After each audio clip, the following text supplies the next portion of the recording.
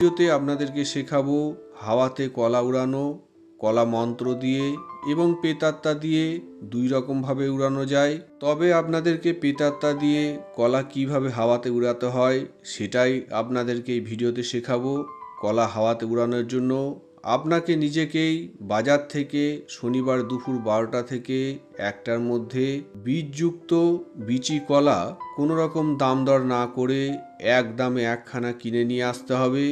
এবারে যে কোনো দিন যে কোনো সময় কলা যখন হাওয়াতে উড়াবেন তার আগে লাল রঙের সিঁদুরের মধ্যে সর্ষের তেল ঢেলে আপনার ডান হাতের মধ্যমা আঙুল দিয়ে সিঁদুরটাকে গুলে একটা পরিষ্কার জায়গায় স্বস্তিক চিহ্ন এঁকে স্বস্তিক চিহ্নর মাঝে কলাটাকে রেখে মনে মনে এই মন্ত্রটা 21 বার পাঠ করলেই কলার ভিতরে প্রেতাত্মা ঢুকে যাবে এবং তারপর আপনি কলাকে যা নির্দেশ দেবেন কলাটা সেইভাবে হাওয়াতে ভেসে উপরে নিচে ডাইনে বাঁয়ে করতে থাকবে।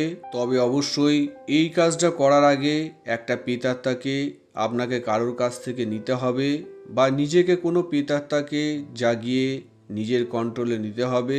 অমাবস্যাযুক্ত শনিবার রাত্রি 12টার পর নির্জন কোনো নদীর পাড়ের শ্মশানের মধ্যে থাকা বাঁশ গাছের নিচে চোখ বন্ধ করে কোনো রকম বস্ত্র, তাবিজ, কবজ, ধাগা, অলংকার ধারণ না করে মাটির ওপর বসে দুর্ঘটনায় মৃত কোনো ব্যক্তির কথা মনে মনে চিন্তা করতে করতে আওয়াজ করে এই মন্ত্রটাকে 1111 বার জপ করতেই প্রেতাত্মা আপনার সামনে উপস্থিত হয়ে আপনার সঙ্গে থেকে যাবে।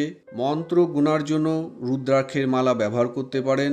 মন্ত্র সিদ্ধি করার সময় কেউ যেন আপনাকে দেখতে না পায় এবং মন্ত্র সিদ্ধি করতে যাওয়ার সময় নিজের শরীর মন্ত্র দিয়ে অবশ্যই বন্ধন করে যাবেন।